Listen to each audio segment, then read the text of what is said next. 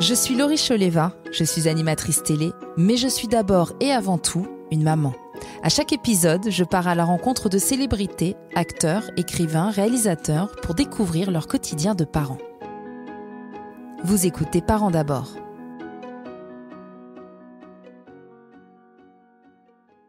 Bonjour à tous, c'est Laurie Choleva et je suis ravie de vous présenter un nouvel épisode de Parents d'abord, le podcast consacré au thème de la parentalité. Alors le principe est simple, je reçois à chaque épisode une personnalité qui me raconte son quotidien de papa ou de maman. On y parle éducation, valeurs, transmission. Et pour démarrer cette nouvelle saison, je suis ravie de recevoir une écrivaine, scénariste, réalisatrice de grand talent. C'est Amanda Sterz. Bonjour Amanda. Bonjour Laurie. Merci de nous accorder ce moment. Juste un mot sur le film Les Promesses que tu as. On va se tutoyer parce qu'on se connaît bien, sinon ça va faire bizarre. Les Promesses qui était adapté de ton roman qui est sorti cet été. C'est un film sur les choix qu'on fait ou sur les choix qu'on ne fait pas. La notion de choix est très importante, surtout dans la vie d'une maman, non ? C'est très important, en tout cas en termes de narration, puisqu'évidemment, c'est les nœuds qui vont faire qu'on va à droite ou à gauche. Et quand on raconte des histoires, forcément, on mesure encore plus la portée dans sa propre vie. Mais les cordonniers sont souvent les plus mal chaussés. Et justement, parce que je sais que c'est important, je ne réfléchis pas longtemps, je fais des choix d'instinct très, très souvent. Et parce que je pense que l'instinct a sa forme d'intelligence, c'est qu'on sait très vite avant d'avoir besoin d'un mécanisme pour le prouver ou le défaire ou le démonter que ce qui est bon pour nous. Est-ce qu'il y a des choix que tu as pu regretter dans ta vie, dans ton parcours ? Non, il y a un moment d'ailleurs dans Les Promesses, il y a deux personnages qui se demandent si tu devais tout refaire, est-ce que tu referais les choses pareilles, est-ce que tu recommencerais ? Et moi je pense que comme répond un des deux personnages, le bordel joyeux, chaotique de la vie, ce qui fait que ta vie est réussie, c'est aussi tes mauvais choix. Comme dans une décoration de maison, c'est aussi tes fautes de goût qui font parfois quelque chose de magique, de différent. Et non, je pense que l'important, c'est de pouvoir rire de tes mauvais choix. Et pour ça, il faut des amis, il faut de la famille, il faut des enfants pour rire ensemble de des moments où on s'est trompé. Et je disais, en tant que maman, moi je sais parce que je le découvre depuis peu, enfin depuis 5 ans, il y a quand même une pression autour des choix qu'on fait pour nos enfants et ça démarre très tôt, je trouve. Ouais, moi j'ai eu des enfants tôt, du coup je pense que j'avais une forme d'inconscience très souvent. T'avais 25 ans. Ouais, j'étais enceinte à 24 ans, je venais d'avoir 25 ans quand j'ai eu mon premier enfant. C'est pas si jeune pour la génération de nos mères, mais pour la mienne, j'étais la première de mes copines à avoir des enfants. Et c'est joyeux, mais en fait, on grandit avec eux. On fait des erreurs avec eux, on apprend avec eux. On n'est pas complètement fini comme adulte quand on a 25 ans. Donc, je pense que j'avais peut-être moins cette pression qu'on se met, et j'avais surtout le sentiment que les choix, je les faisais avec eux. Très tôt, quand ils ont su parler, on a réussi à discuter à leur échelle, à leur façon de ce qu'ils pensaient qui était bien pour eux. J'ai jamais pensé que les parents avaient toute autorité sur la vie de leur enfant. Je pense que c'est une erreur. Je pense que très tôt, on a conscience de quelque chose qui peut être bien pour nous. À partir de quel âge, par exemple ? Je sais pas, moi à 2 ans, je pense que quelqu'un peut... En fait, si on dit à un enfant « va te coucher », et si on lui dit « tu sais que rappelle-toi, quand t'as pas fait dodo la dernière fois, tu t'es réveillé, t'étais fatigué, t'as pas bien profité de la journée, t'as pas fait ça, qu'est-ce que tu penses qui est mieux ? Est-ce que tu penses que c'est mieux d'aller faire dodo maintenant et de pas être fatigué demain, ou est-ce que tu te dis quand même c'est pas voilà. Et quand tu formules les choses en leur faisant peser le pour et le contre, même si tu indiques évidemment, tu fais pencher dans la balance des choses qui t'arrangent, si eux le refusent et que t'acceptes que ils prennent leurs décisions, leurs responsabilités, et que c'est aussi des leçons, parce qu'un mauvais choix c'est une leçon, je pense que ça se passe beaucoup mieux. Faut leur faire confiance. Moi je les exclus pas de la décision en fait. Je leur explique pourquoi je prends une décision et pourquoi on la prend ensemble. Et si ils pensent que voilà c'est pas bien, on en discute. Enfin en tout cas à partir du moment où ils sont capables d'en discuter, je pense qu'il faut le faire. Je vais essayer d'appliquer ça ce soir. Parce que moi, je suis un peu dans un problème pour aller se coucher. Et j'ai beau tout faire, il y a rien qui marche. Donc, je vais essayer ça.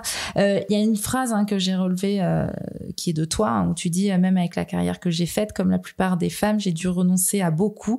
Mes 2 fils étaient ma priorité absolue et tout a toujours tourné autour d'eux. Oui, c'est vrai. Je suis à un moment particulier de ma vie, je trouve, qu'il y a une chose dont on parle pas beaucoup, qui est ce moment où les enfants quittent le nid.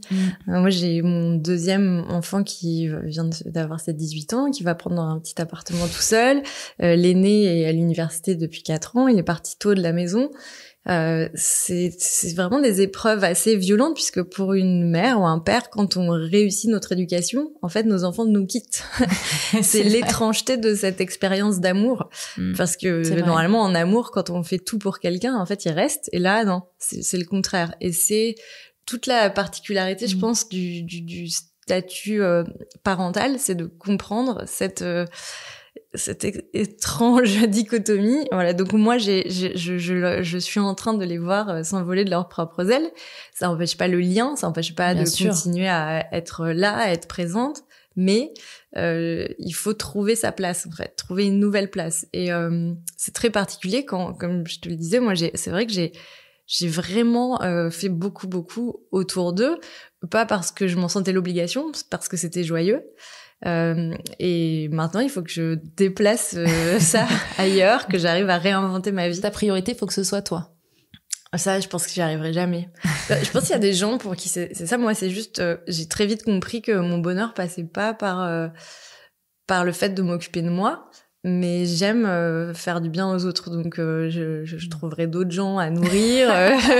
Tu peux t'occuper de moi si tu veux. Ouais. Non, mais mes enfants, ils pensent que je vais m'acheter un chien. Ils me disent, comme je suis allergique aux chiens, mais j'adore. Et à chaque fois, ils me disent, bah t'as qu'à te faire un truc un traitement. Voilà. Non, alors je sais pas si c'est ça, mais oui, de plus en plus, je m'investis dans des associations caritatives. Je pense que j'ai cette envie de partage et de redistribution qui est quelque chose de très maternel. Et quand on a un caractère maternant, on l'est même avec des gens qui sont pas nos enfants. Et c'est justement des valeurs que tu as transmises à tes fils? J'espère, je sais pas, c'est un peu tôt encore pour que je sois grand-mère, mais en tout cas, ils ont cette envie de partage. Cette envie de partage, d'aider, d'être aussi tourné vers les autres. L'aîné, il fait des études qui sont en lien avec le domaine médical, puisqu'il fait de la neuroscience, et il a cette envie de faire de la recherche, d'aider les gens. Il a toujours eu ça en lui, il a fait des stages dans des hôpitaux, donc oui, c'est très profond. Et Léon, qui fait qui est artiste et qui fait de la musique, c'est forcément quelque chose qui est lié au partage. Le choix, justement, en parlant de Léon, puisqu'il jouait dans Les Promesses, qui est ton dernier film, le choix de le faire jouer ou de le laisser jouer pour toi dans ton film, c'était difficile à faire? C'est vraiment pas quelque chose qu'on a mesuré. On était en période de Covid. J'avais les acteurs anglais qui devaient venir en Italie faire les essais, pouvaient pas rentrer. En Italie, je trouvais aucun acteur avec un accent anglais. Et au début, c'est moi qui lui ai dit, mais tu veux pas faire les essais? Il était pas très partant, mais je voyais qu'il y avait quelque chose d'un peu pesant chez lui. Il était enfermé, il faisait l'école en Zoom depuis 1 an et demi. Ça commençait à devenir très très dur. Et non seulement il s'est éclaté en faisant les essais, il était bon. Et en plus, on a vécu une expérience géniale de partage, c'était quelque chose de extra parental, mais ça restait quelque chose dans un cadre familial. Et quand je réalise un film, il y a cette énergie-là sur mes plateaux. Je m'occupe de mes acteurs, mais de mon équipe, il y a quelque chose de très joyeux, de grande colonie de vacances. Et il voulait pas quitter le plateau, quoi. Et j'avais aussi mon aîné qui lui était en Zoom, mais lui, il était de l'autre côté, à côté de moi, au combo, et très impressionné parce que il m'avait jamais vu vraiment travailler autant. D'un coup, il était là, ouais, t'es trop forte, vraiment. Donc, c'était marrant qu'il voyait une autre image de moi. Ça, c'est trop mignon. Et il t'appelait comment sur le tournage, Léon? Bah, il m'appelait pas vraiment, mais parce qu'on n'avait pas ce rapport-là. Mais j'ai pas dit que c'était mon fils au début. C'est aux autres acteurs? Non, même à l'équipe, j'ai pas dit tout de suite. Ils ont compris après, mais j'ai eu une script géniale sur le plateau. Et et qui est partie. Donc je lui rends un hommage, Rachel. C'est une script très connue parce qu'elle avait fait tous les grands films américains en Italie, les films de Scorsese. Elle avait fait Call Me by Your Name d'ailleurs. Et quand elle a vu Léon jouer la première fois, elle s'est tournée vers moi, elle m'a fait bye bye Timothée Chalamet. Genre elle l'a adoré, les trois. Je me suis dit heureusement qu'elle a dit ça et pas le contraire, parce que je lui avais pas dit que c'était mon fils, et du coup j'osais encore moins lui dire, et pendant plusieurs jours elle savait pas, et je me demandais, j'avais de plus en plus de mal à lui dire parce que j'avais l'impression que je la trahissais. Et un jour elle a dit mais, elle m'a regardé le prendre dans mes bras, et elle a dit mais il y a un truc. Ouais. Ou alors c'est louche. Voilà, c'est ton neveu.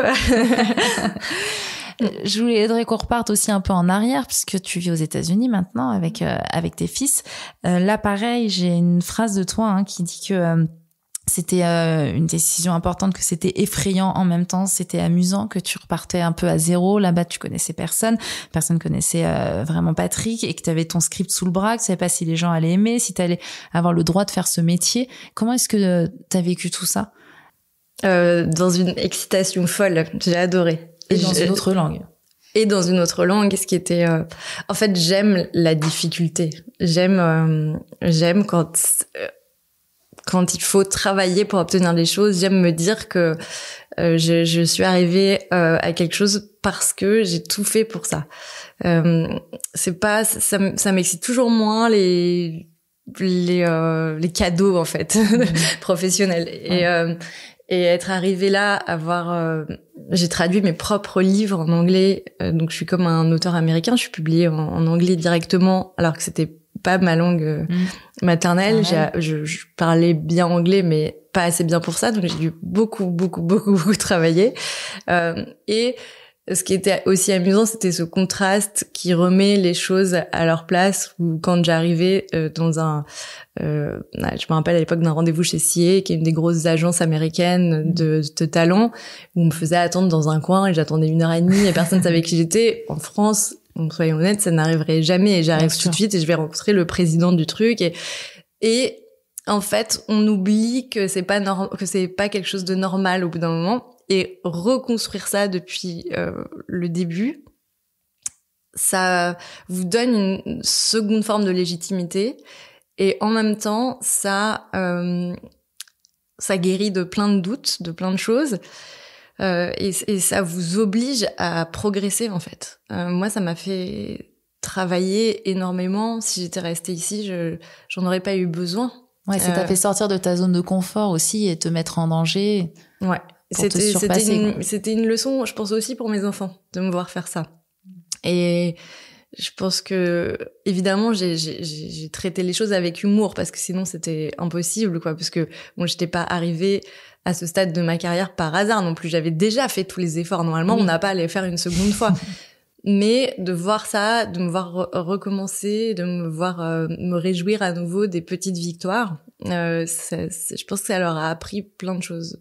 À la base, c'est pour eux que t'es partie aux États-Unis? C'est pour eux, c'est pour nous aussi. Je pense que c'est une telle richesse de pas toujours voir le monde du même endroit. Moi, si je pouvais déménager tous les ans dans un nouveau pays, je le ferais, parce que ça t'oblige d'abord à avoir une curiosité envers les autres, et quand on fait mon métier, à comprendre qu'on est bien peu de choses, et que en fait, l'émotion chez les êtres humains, elle est perceptible de façon très différente selon les cultures, et il y a des leçons à apprendre à chaque fois qu'on va quelque part. Comment ça s'est passé pour eux? Comment est-ce qu'il a fallu les entourer aussi pour qu'ils s'adaptent? Parce que vous avez déménagé, ils avaient quoi, 10 ans et 13 ans, ouais. C'est pas si évident, parce qu'ils ont déjà quand même un socle, un noyau dur de copains, enfin des habitudes parisiennes. On a comme on élève nos enfants, et puis on a qui ils sont. Moi, j'ai des enfants qui sont très différents. L'aîné, il était assez amusé à l'idée de tout redécouvrir, sans doute aussi parce qu'il avait déjà sauté une classe à Paris, et donc il avait déjà eu cette expérience de devoir se refaire des amis, tout recommencer. Donc la même expérience que celle dont je parle, à sa façon, et ça l'amusait beaucoup. Et puis il y avait ce fantasme américain aussi, du high school et tout ça. Et le petit, il aime ses copains qui sont toujours les siens. D'ailleurs, ses copains de maternelle, c'est toujours ses copains français, c'est toujours les mêmes. Il les a gardés. L'idée d'arriver quelque part, c'est drôle parce que c'est lui qui veut être artiste et pourtant c'est lui qui est le plus timide. Et il est arrivé et il a mis beaucoup de temps à rentrer. C'était dur les premiers mois et c'est long en mois pour les enfants. Des mois, c'est long. Et puis peu à peu, voilà, il a fait ses marques. C'est passé par le sport pour lui, par le football. C'était son intégration. Ouais. Super. Et vous, à la maison, comment est-ce que vous étiez avec eux, alors? Alors moi, d'abord, j'avais pas non plus d'amis, donc je me suis d'abord occupée d'être sûre qu'ils aillent bien. Donc j'ai travaillé la journée, j'avais des rendez-vous professionnels. Et je me perdais tout le temps, je comprenais rien à la ville. J'avais une voiture pourrie. Vous êtes partie à l'aventure. Non, vraiment une catastrophe. Quand j'y repense, je me dis mais comment t'as fait Et puis quand j'ai déménagé, il pleuvait tout le temps. L'année où je suis arrivée, c'était vraiment le truc. Ça arrive jamais à Los Angeles, mais vraiment. Et les voisins ils me disaient ça n'est jamais arrivé. Et moi je disais aux enfants, je suis désolée, il y a 1 mois et demi de pluie quoi. Donc c'était vraiment. Je me suis dit mais qu'est-ce que tu fais là et tout. Vous avez douté? Bah, je riais, de toute façon, voilà, au pire, tu fais tes valises, tu pars dans l'autre sens, tu vois, mais non, j'arrivais j'ai cette capacité à rire même des pires trucs, donc, ça allait, c'était pas non plus un drame, mais bon. Et en fait, mes enfants m'ont dit un soir au dîner, maman, il faut que tu sortes, il faut que tu ailles faire des dates. Genre, c'est vrai? Ouais. C'est parce qu'en fait, j'étais tout le temps avec eux. Et ils se sont rendus compte au bout de quelques mois que moi j'avais pas d'amis, qu'eux ils commençaient à s'en faire et que moi j'avais pas eu le temps en fait.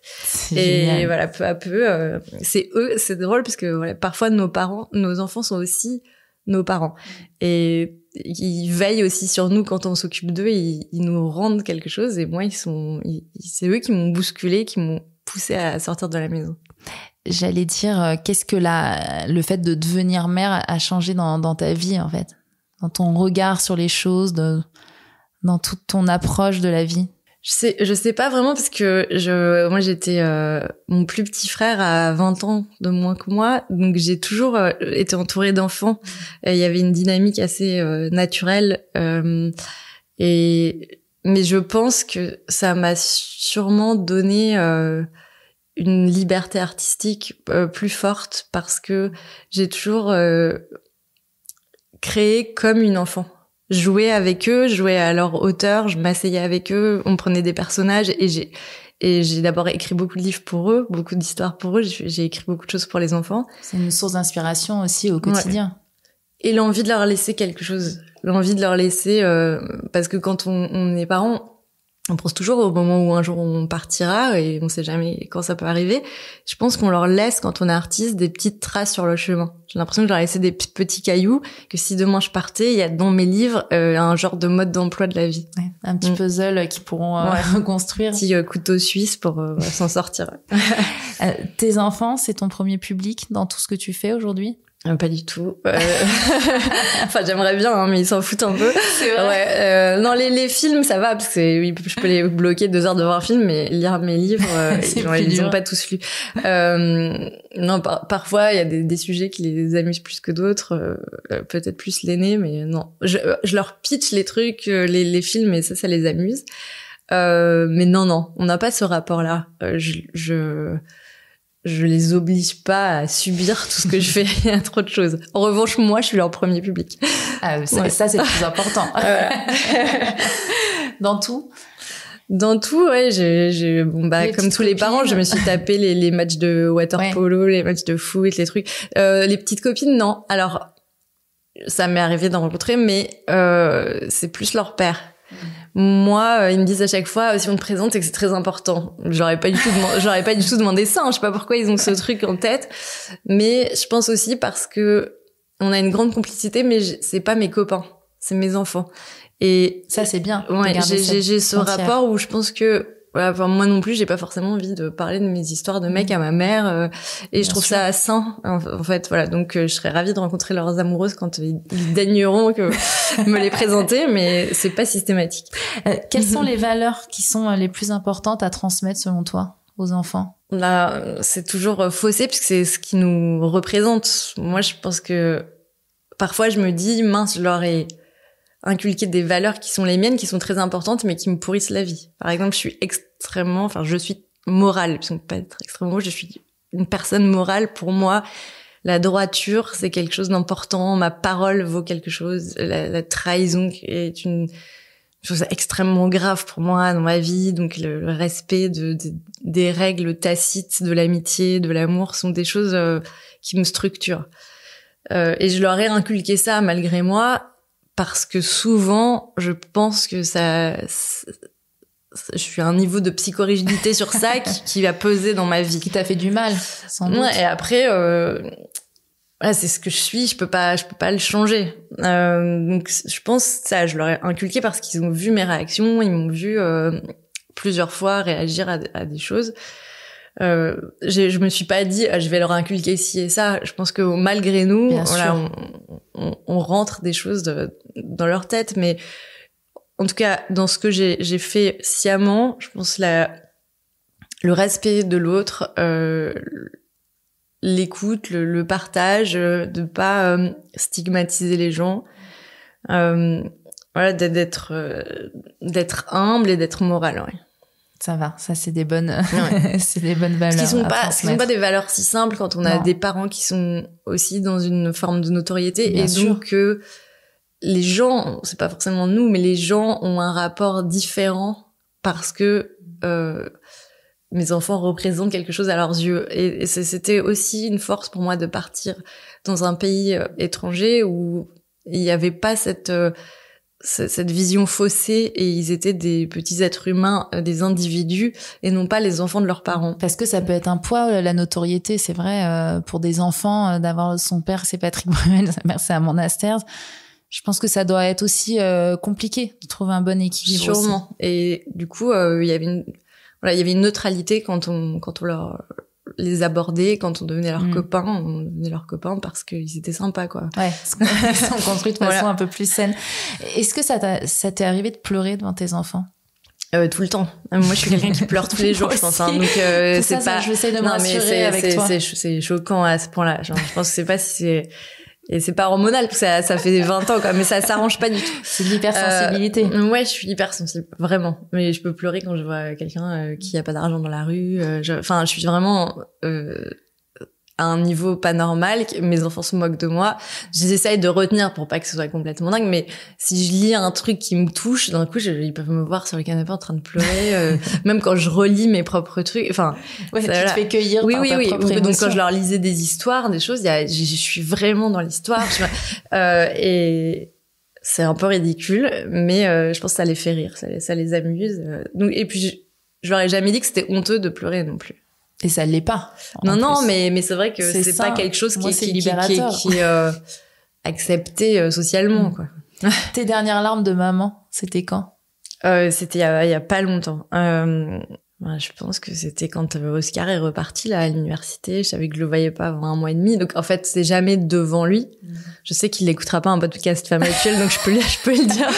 Ouais, a priori, c'est pas même si je suis sûre qu'il trouve ça très sympa, mais je pense pas que ce soit son premier vecteur d'actualité. Donc je peux avouer que quand ils s'en vont et que je sais que je vais pas les voir pendant là, c'est 1 mois et demi ou 2 mois, ouais, c'est dur. Il habite loin, voilà, donc je souris jusqu'au dernier moment, et puis dès qu'il part, je m'effondre. Faites la dernière petite blague, et après ceci dit, il y a un psy qui m'avait dit, au moment où Oscar est parti à l'université et que j'essayais tout le temps d'être forte et de pas lui montrer, de lui dire ça va être formidable, il m'avait dit mais vous savez, vous avez le droit de lui dire que c'est aussi douloureux pour vous, que c'est contrasté, parce que ça lui permettra lui aussi d'autoriser ses émotions contradictoires. Parce que c'est super d'aller à l'université, mais ça peut faire peur. On peut avoir peur de plus être avec nos parents. Et donc, il faut qu'il ait le droit lui aussi à cette double lecture de ce qui lui arrive.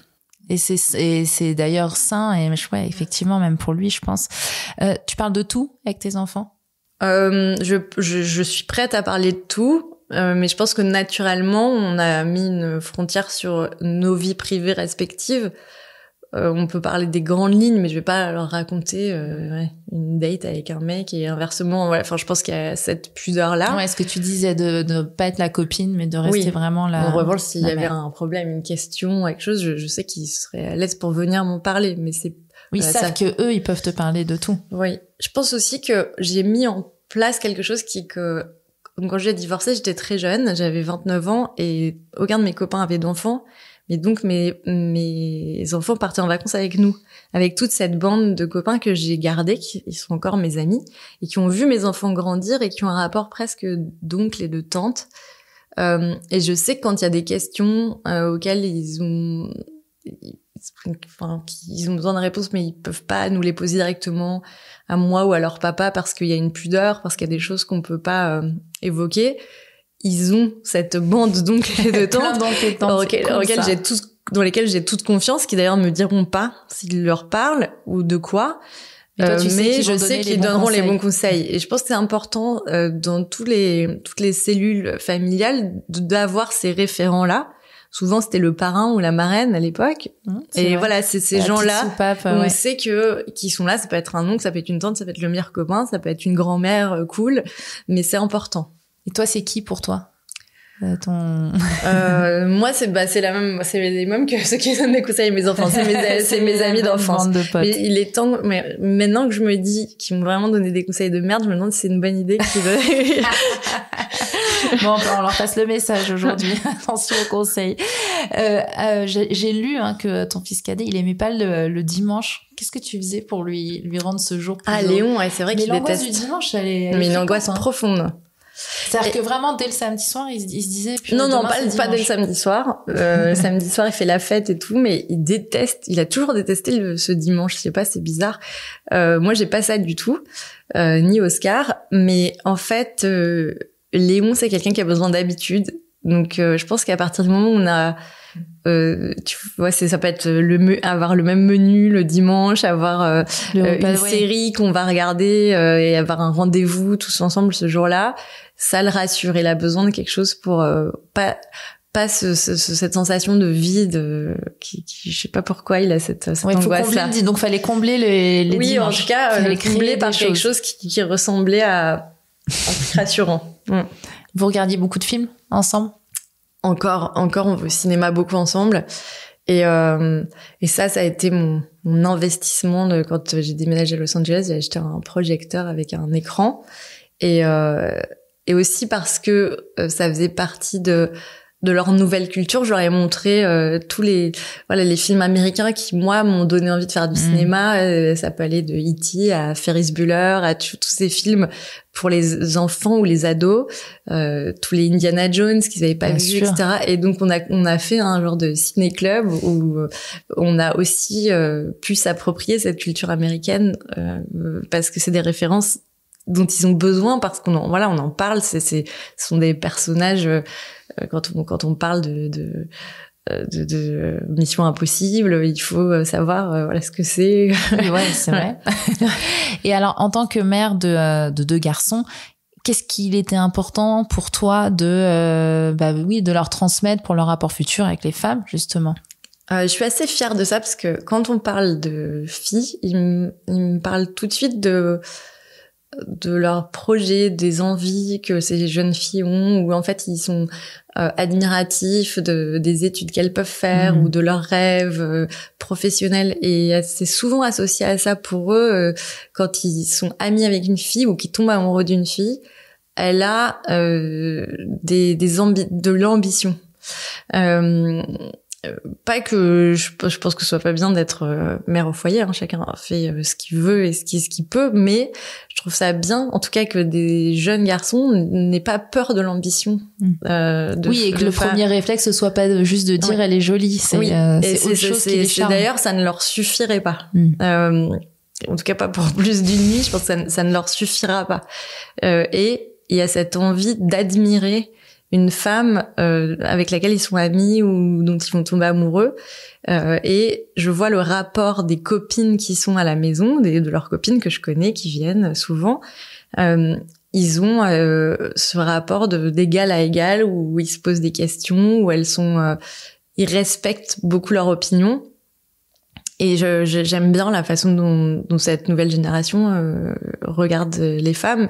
Je pense aussi d'être élevée par une maman qui fait des choses. C'est ce que j'allais dire aussi. Ils ont un exemple féminin aussi fort quand même. Oui, en tout cas, c'est vraiment joli la façon dont ils regardent les femmes, la façon dont ils regardent la parité. Je me rappelle très tôt d'ailleurs aux États-Unis, je sais plus qui regarder. Je pense que c'était la Chambre des Lords. Ils me disaient mais pourquoi il y a que des garçons? Et des réflexions qui nous semblent maintenant de plus en plus naturelles. Pour eux, ça a été important de faire partie de cette génération du changement. Et en plus, en Californie, c'est vraiment un État hyper progressiste. Donc, c'est pas que comment on regarde les femmes, mais c'est comment on regarde toutes les personnes LGBTQ, tout ce qui est toutes les minorités, toutes les différences. Oui. On est dans des classes où il y a plein d'enfants qui sont gender fluides, qui se cherchent, qui réfléchissent, et c'est pas stigmatisé. Quels seraient tes conseils parce que je pourrais parler avec toi pendant des heures, mais alors que je te libère, tes conseils de maman? Qu'est-ce qui est le plus important selon toi? Se faire confiance? Je pense que c'est d'être honnête avec qui on est, et je pense que c'est les mêmes conseils que je donnerais en amour. Il faut pas prendre le rôle qu'on s'imagine devoir jouer. En fait, il y a pas de bonne façon d'être parent. La seule bonne façon, c'est d'être heureux dans la démarche, dans la façon dont on s'empare de notre maternité. Moi, j'étais une maman qui a beaucoup joué avec eux, j'étais très enfantine aussi. Je me suis autorisée plein de choses et j'ai l'impression que mes enfants, ils me connaissent vraiment. Et je pense que il faut faire confiance à ce qu'on est profondément, et pas vouloir prendre une apparence de maman modèle. En fait, on est tous étranges, on est tous bordéliques, on fait du mieux qu'on peut. Voilà, donc on le fait avec le plus d'amour et le plus d'honnêteté possible. Et peut-être pas trop écouter les autres. Je trouve qu'il y a une pression aussi. Il faut écouter vos belles-mères, bien sûr. Bien sûr. Ça, c'est en numéro 1. Et les mamans d'école. Ouais. Aussi une pression. Non, mais tout le monde. Après, il y a plein de super conseils qu'on peut vous donner. Écoutez tout, et puis prenez ce que vous voulez. Fabriquez, faites votre sauce avec. Il faut pas se sentir trop coupable non plus. Moi, pendant longtemps, je voulais pas trop sortir ou pas trop les quitter, mais en fait, j'ai aussi compris que mon épanouissement les rendait aussi heureux, et donc il faut s'autoriser le temps qu'on passe avec eux, il doit être 100% avec eux, mais on a aussi le droit à des moments pour nous, pour continuer à grandir et pour vivre. On peut pas mettre notre vie entre parenthèses. Il y avait des écrans à la maison quand ils étaient petits? Oui, alors moi c'est la génération, ils sont arrivés, les iPads ça arrivait, ils étaient déjà, c'était vraiment la limite, ils devaient avoir 8 ans, donc oui, mais ils ont pas grandi avec le truc dans les mains. Moi je pense que si, c'est bien, j'ai des neveux aussi, mais donc je vois l'évolution. Je pense que si c'est bien utilisé, c'est pas négatif. Enfin, c'est des télés, mais il y a plein de choses très ludiques. Il faut juste limiter le temps et puis trouver les bonnes choses et puis être avec eux, juste. Et le contrôler. C'est pas vrai. Un babysitter en écran. Pour terminer, est-ce que tu peux nous dire un mot sur tes projets? Oui, je ne vais pas faire d'autres enfants pour l'instant. Ça, c'est pas mes projets, j'ai écrit un roman pour la prochaine rentrée littéraire, donc là je suis en pleine écriture et c'est tout ce qui m'importe en ce moment. Donc ce sera une sortie en août prochain à peu près. Et après un film pour le cinéma? Et un film pour le cinéma, écoute, je te l'annonce en toute avant-première parce que nous sommes en train de monter les financements du film, donc ce n'est pas encore fait, mais je suis en train j'ai adapté Le Vieux Juif blonde qui était ma pièce, oui, bien sûr, un peu culte à l'écran, et je suis en train de travailler avec Jean-Louis Livier et Julie Gaillet pour monter le projet. Voilà. C'est chouette ça. Donc il y a, en tout cas, je peux révéler un nom au casting, la mère du Vieux Juif blonde, ce sera Muriel Robin. Voilà. Ah c'est super, c'est parfait avec les déclarations justement qu'elle a faites, ça fera du bien de la voir au cinéma. Je suis ravie, c'est une grande actrice et je suis ravie de montrer des choses qu'on n'a peut-être pas encore vues d'elle. Merci beaucoup. Voilà, merci. Parents d'abord est un podcast de télé-loisirs et femmes actuelles. Si vous avez aimé cet épisode, n'hésitez pas à le partager et à vous abonner sur votre application de podcast préférée. À bientôt!